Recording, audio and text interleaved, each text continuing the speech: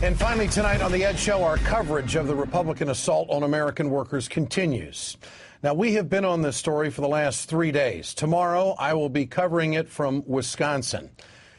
And something tells me that MSNBC will be the only national media platform there telling the story of the workers. And I am so proud of that.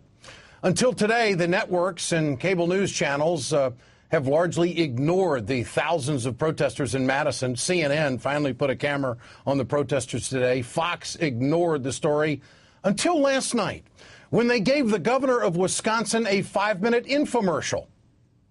Well, the bottom line is the state's broke, just like about every other state in the country, other than maybe a handful. Wisconsin and nearly every other state out there doesn't have money. And so what we're going to do is balance the budget. We're telling the truth. The truth? Well, you invented this crisis so you could bust unions. There was no pushback on Walker from Fox News' host, of course, and for good reason. You see, last year News Corp, the parent company of Fox News, donated $1.25 million to the Republican Governors Association to help elect union busters like Scott Walker in Wisconsin and former Fox News host John Kasich in Ohio. Kind of a coincidence, isn't it? Today, the rest of Fox and Friends, well, the attack is on the workers. Here we go. I don't think it helps unions to be skipping their jobs and coming out and getting paid to protest to get more taxpayer money while being paid taxpayer money. Chanting, kill the bill, recall Walker. I mean, it's actually borderline going to get violent, it sounds like. Teachers, sir, should not be using their students as political props. Bottom line, this is bad for the kids. The Christie-Scott Walker way of doing it seems to be the winning way. I, for one, hope they lose. I hope they lose. I hope they stick their ground and the unions lose at the end. Well, there is no question that Fox News is the media arm of the Republican Party. They invested in the Republican Governors Association so people like Scott Walker could get elected and bust the unions. Today on Fox, here we go, the big guy, Karl Rove, explained the game plan. If you take a look at it in 2009, the unionized workforce made up 12.3% of all the workers in America.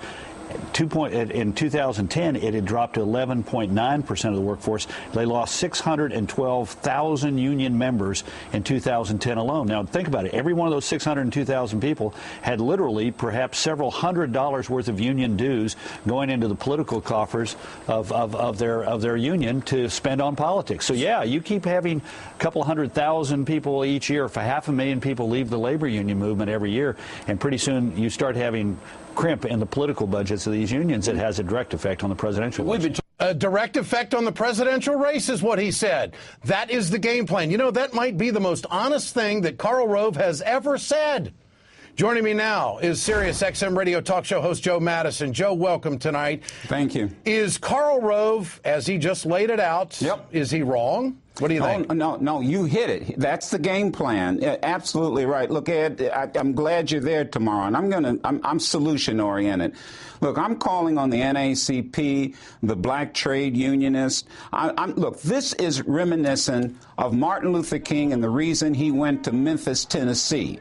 This is reminiscent of A. Philip Randolph and the reason that he threatened that there would be hundreds of thousands of people. He said, you find the enemy of collective bargaining, of public education, and you will find reactionary Republicans, and you will find Dixiecrats in his day. Today it's Tea Partiers. And I'm saying to you, we who are progressives and liberals, we ought to join you in Madison. The battle line has been drawn in Madison. And if if CNN and all these other networks won't cover it, we should take our microphones, our prestige, and we ought to join you there. Because let me tell you something, this is about President Obama. And I'll say this finally, and that is President Obama, you must support these workers the way that you supported the protesters in Cairo. There's no ifs, ands, buts about it. It's very interesting that today, Beck, Limbaugh, Karl Rove, the allotment of the right-wing talkers, Hannity, they're all on board all of a sudden going after the unions. Are they worried? Are they worried that this helpful protest to keep workers' rights, to keep benefits and pay that they have earned and negotiated for, do you think the right wing is realizing that, hey, we might have a problem on our hands and we might not succeed at this? Of course, because there's more of us than there are of them. And the fact is, you know this and I know this. Blue collar, white collar, union, non-union. Unions set the standard. The reason we have 40-hour work weeks, unions. The reason we don't have child labor laws, unions. The reason we have vacations and benefits, unions. Every union benefit also benefits those Hannitys of the world who also enjoy and will enjoy President's Day off and all the other vacation times that they get.